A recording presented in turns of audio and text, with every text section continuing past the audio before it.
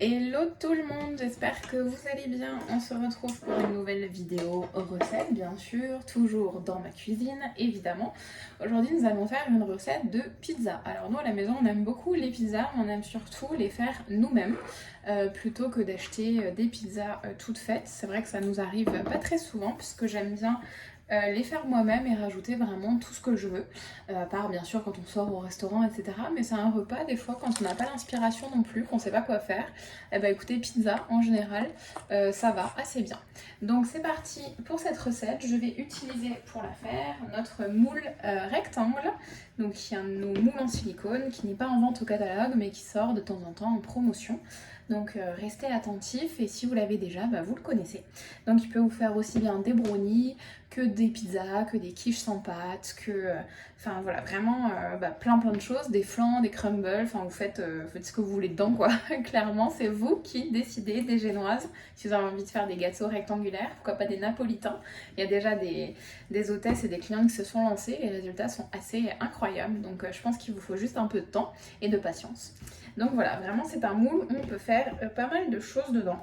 Donc voilà, je vais partir, donc sur ma recette j'ai fait ma pâte à pizza maison dans mon robot. C'est quand même beaucoup plus simple. Donc je vais la sortir, vous voyez qu'elle a bien monté, parfait.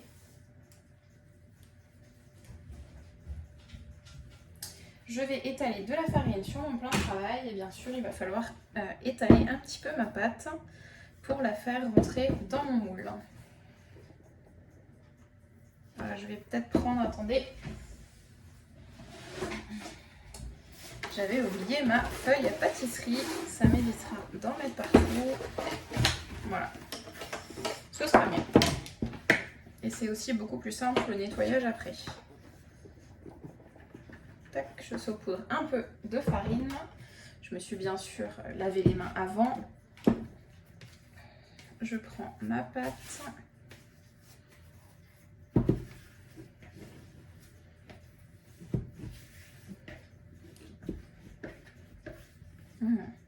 Ça sent l'Italie. Je racle bien. Touc. Et on y va pour étaler notre pâte. Moi je le fais au rouleau parce qu'à la main, je l'étale un petit peu à la main au début. Mais au rouleau, je trouve que le rendu est quand même beaucoup mieux. Je vais déjà la tremper parce qu'elle est un peu collante. Voilà. Faire une bonne boule. Et là, le but, ça va être de l'étaler en rectangle. Donc, plus facile à dire qu'à faire. Pour la rentrer pile poil dans notre moule. Alors, tac. On va essayer de le faire d'abord en longueur. Bon, je passe les détails, je ne suis pas une pro de la pizza. Pour l'étaler, il y a peut-être d'autres astuces que je ne connais pas. En tout cas, vous voyez, c'est pas très bien compliqué. Si votre pâte est bien souple, il n'y a pas de problème.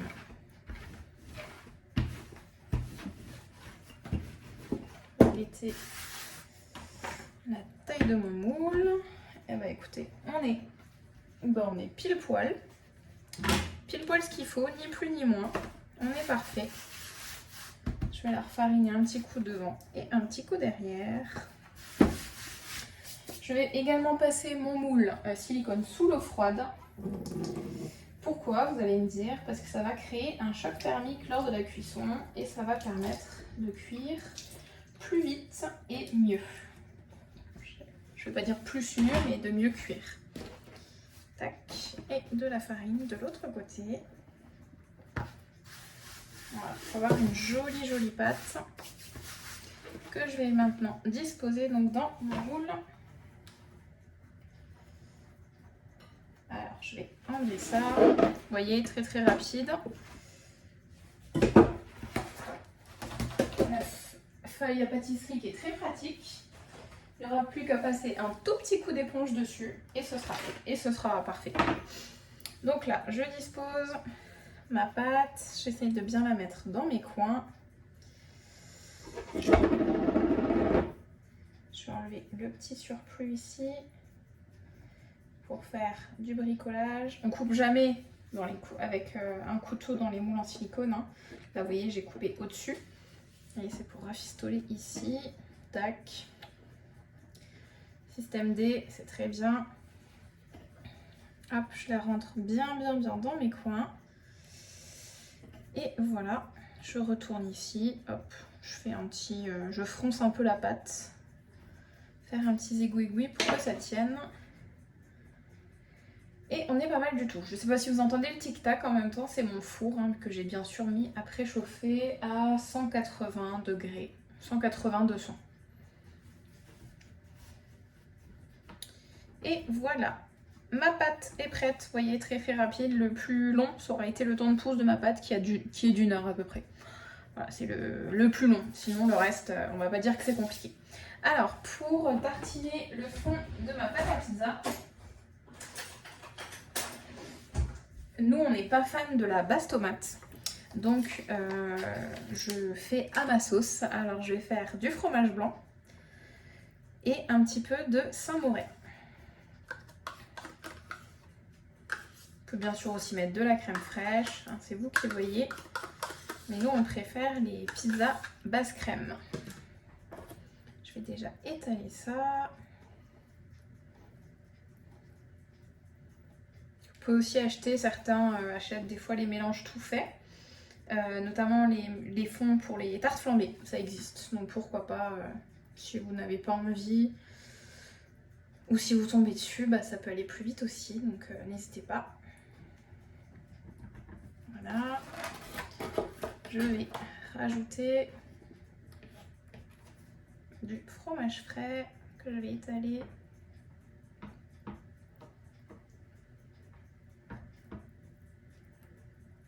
Hop. Ça rajoutera du goût.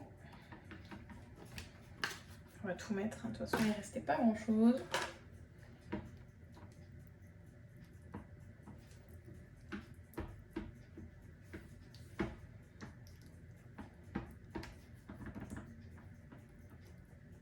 Ça sent déjà trop bon. Bah, juste le fromage frais en fait ça sent super bon. Hop.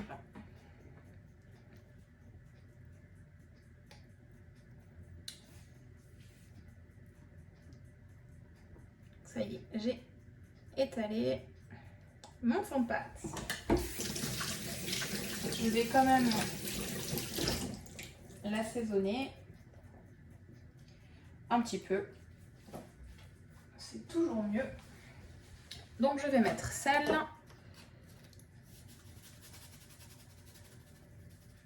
Voilà, poivre. Doucement.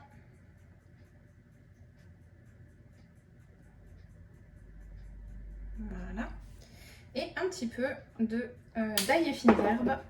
C'est le petit mélange que j'aime bien, qu'on met souvent dans la sauce salade, sur les tomates, la mozza, enfin voilà, dans les salades en général.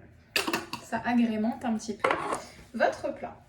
Alors je vais commencer par mettre mon poivron. Donc moi ça va être poivron viande hachée.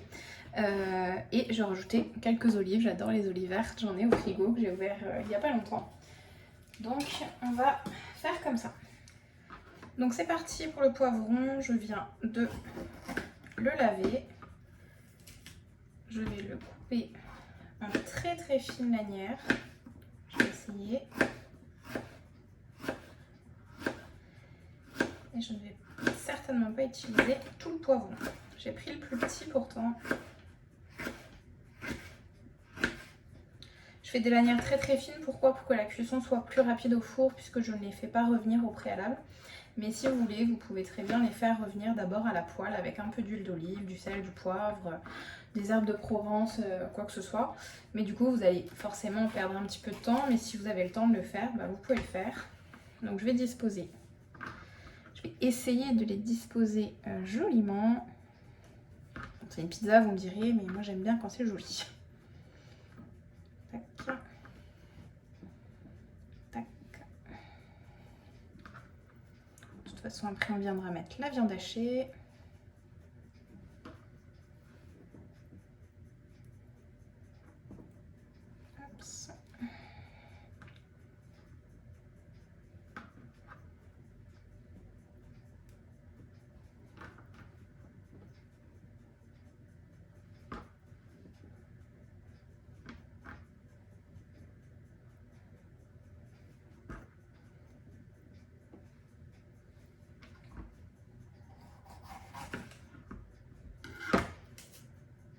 continue à faire de petites lanières assez fines. Vous avez vu, hein, j'ai ressorti ma planche souple en base de travail, comme ça j'ai tout à portée de main. Et également mon super couteau qui coupe super bien, qui a une prise en main hyper agréable et surtout qui va vous durer dans le temps, vous savez même pas comment. Parce qu'on a souvent tendance à vouloir acheter moins cher et je comprends, hein, on a envie de faire attention à son portefeuille, c'est tout à fait normal. Mais pourquoi ne pas acheter dans ce cas plus cher, mais acheter moins, c'est-à-dire acheter mieux et être sûr que ce que vous allez acheter, ça va vous durer. Parce qu'acheter moins cher pour que ça vous dure 6 mois ou 1 an, c'est bien, vous l'aurez acheté pas cher, vous direz bon, c'est pas grave s'il n'a pas tenu longtemps. Mais si vous multipliez tout ce que vous achetez, entre guillemets, pas cher, et qui ne dure pas dans le temps, et ben vous êtes largement perdant en termes d'argent et puis aussi en termes d'économie. Enfin d'économie du coup, mais en termes aussi d'écologie, puisque vous allez acheter, racheter, alors que vous auriez pu garder un ustensile ou je sais pas, une boîte de conservation ou autre chose plus longtemps. Parce que c'est de la qualité. C'est toujours ce qu'on dit, ok, nos produits sont peut-être un peu plus chers, mais c'est parce qu'il y a une qualité derrière, c'est pas dans le vent, hein. Donc vous pouvez très bien vous faire plaisir de temps en temps, donc un peu moins souvent, mais avoir des produits de qualité, c'est quand même beaucoup mieux. D'ailleurs, on a souvent, très souvent des clientes en parlant de Tupperware qui nous disent oui, bah, ma grand-mère, elle a celui-là, elle me l'a donné. Ah, ma mère, celui-là, elle l'a depuis que je suis toute petite. Enfin, vous voyez, c'est quand même des gages, des marqueurs très importants de qualité. Hein. Si votre maman, votre grand-mère, elle a son Tupperware depuis 1900, je dis n'importe quoi, moi je suis née en 93, si ma grand-mère elle a un Tupperware depuis 93, j'ai 28 ans, je vais avoir 28 ans, ça veut dire ce que ça veut dire. Ça veut dire qu'il va durer dans le temps. À un moment, on n'est pas... c'est sûr et certain. Si les Tupperware durent longtemps, c'est qu'il y a une raison. Alors, je passe à ma viande hachée.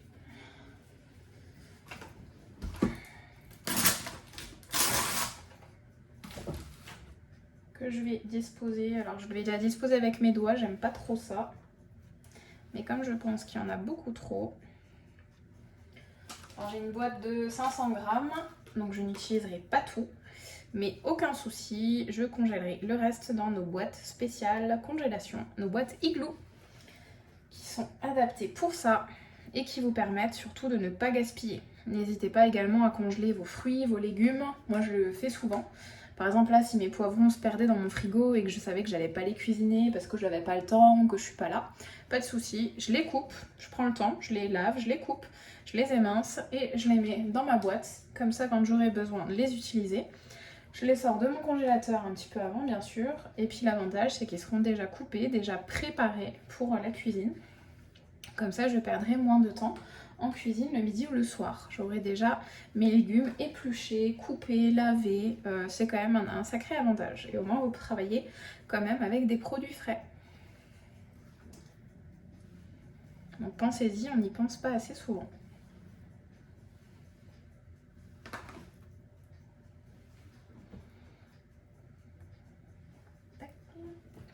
Et ben ça commence à être joli tout ça.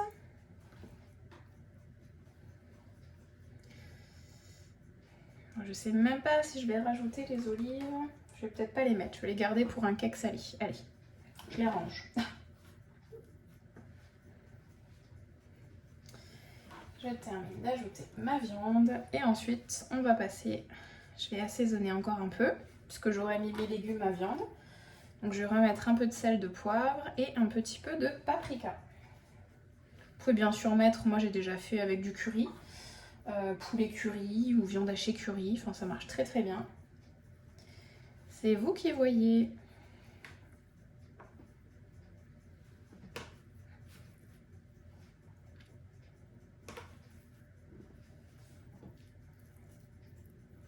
Je pense qu'en termes de viande, on n'est pas trop mal.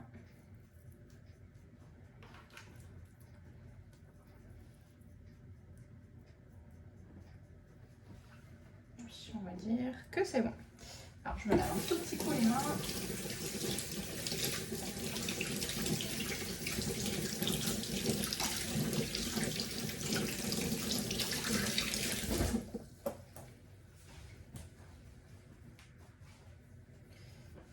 disais, sel, poivre.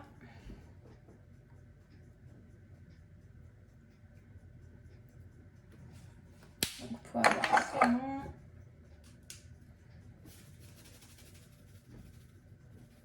Un peu de sel. Et un peu de paprika.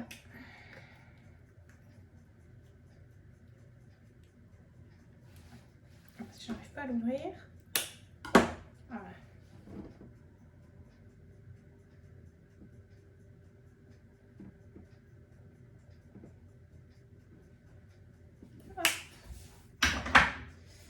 Et pour terminer, donc je vais pas mettre les olives, ça attendra le prochain cake. Je vais mettre de la mozzarella. Donc prenez pour tout ce qui est cuisine, hein, du style la pizza ou autre, prenez de la mozzarella bas de gamme, hein, de la mozzarella simple, donc c'est-à-dire au lait de vache dans un premier temps, de la sous-marque. C'est comme, c'est pas trop la peine de prendre une marque coûter plus cher parce qu'elle va fondre en fait sur la pizza. Et sinon il existe des mozzarella spéciales cuisine qui sont vendues de forme rectangulaire, je crois. C'est des pains rectangulaires et elles sont idéales justement pour vos gratins, vos pizzas, pour toutes ces choses là. Donc je vais couper en tranches, je vais venir disposer au dessus.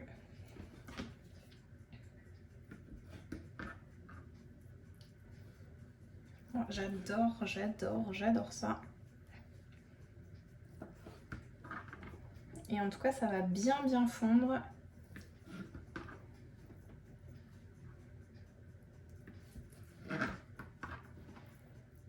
Voilà, j'ai 4 belles tranches. Je vais essayer de remettre une petite. Voilà. Donc.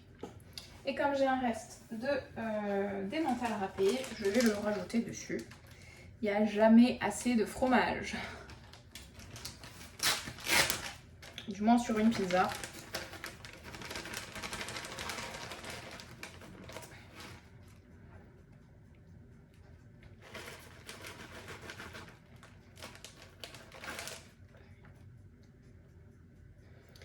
Et ensuite on va enfourner. Donc mon four, je disais, préchauffe à 180-200 degrés. Je vais enfourner et puis je verrai ce que ça dit en fonction de la coloration de la pâte. En général, il y en a quand même pour une trentaine de minutes. Là, le moule est petit.